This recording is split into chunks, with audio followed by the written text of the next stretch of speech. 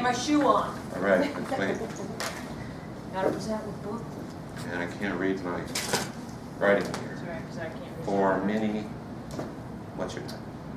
I just forgot for a moment. It is a fun minimum. Okay. Does that sound right? Sounds good. We're gonna go with that. Do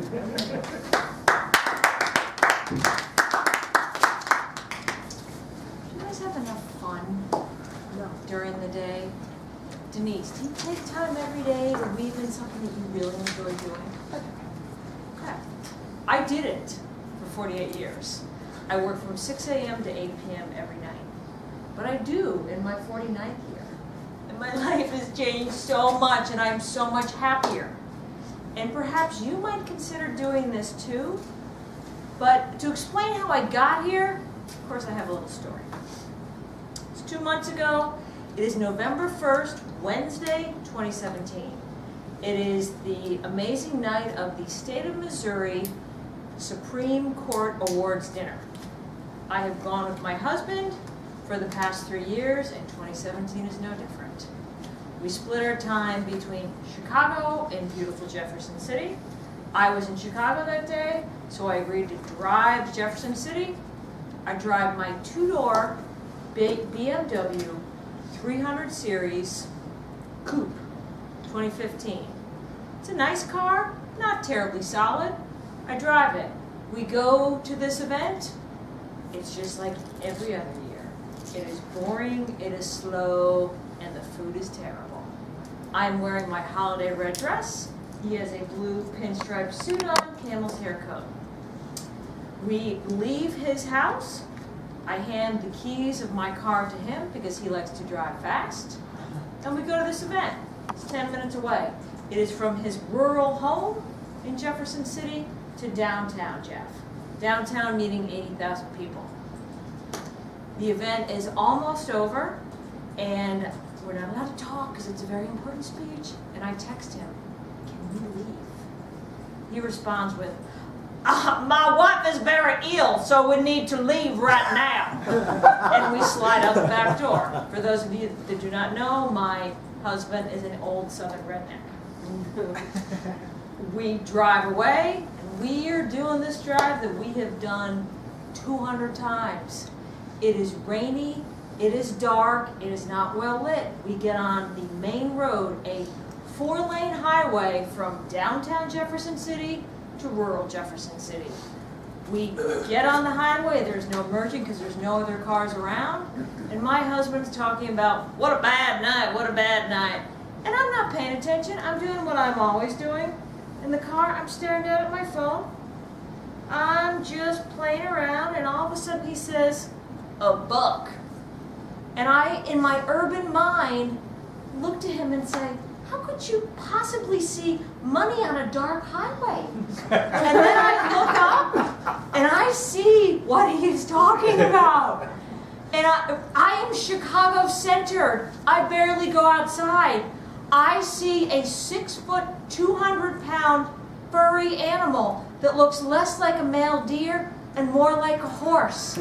And I'm trying to integrate the idea of wild animal, middle of highway.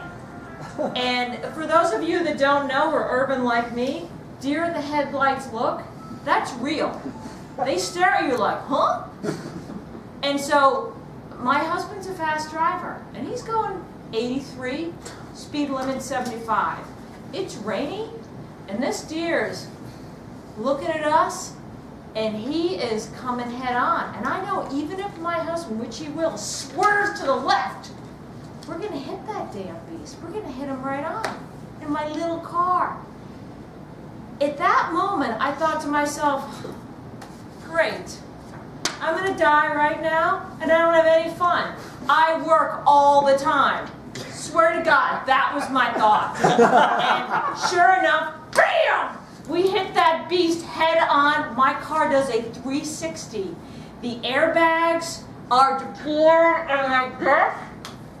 The next thing I know, total silence.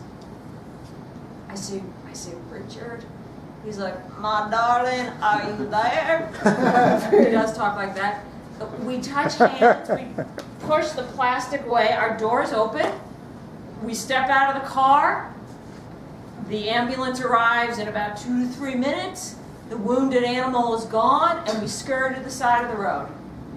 The paramedic comes, he's like, damn ma'am, you are lucky to be alive. There was a bumper crop of deer, and the last couple I picked up were dead. And you know what? They insisted on taking us to the hospital. On the way back, I said to my husband, hey, you know what your wife's doing? He's like, no. I said, I'm on a jihad. I'm on a jihad for joy because I'm going to have fun every single day. He's like, let's just go home. And you know what? We did go home, and we were grateful to be alive, but that was 2 months ago. So let me tell you what I've done since then. And what I haven't done, I no longer work from 6 a.m. to 8 p.m. I have taken 3 trips. I've gone to probably 20 yoga classes. I have called relatives that I love that I haven't talked to in 5 years. I take naps. I've seen maybe 9, 10 movies. I eat dessert, okay? I'm a 49-year-old woman who's constantly worried about her weight. I had ice cream 2 times this week. And you know what? I am happier, I am lighter, I am freer, because I never did this before. I never did this before. I'm having a little bit of fun every day. Even if I can't fit in a whole thing of fun, I'll spend 15 minutes on YouTube just looking at stand-up. And I feel so much better. So I implore you folks, in this guilt-ridden January 2018 where everybody's trying to lose the last 5 pounds or make 20,000 more or sell more or get a better job, and I've done that stuff for 48 years, think about it. Think about just joy. Setting a fun minimum every day. It will be life-changing. A fun minimum.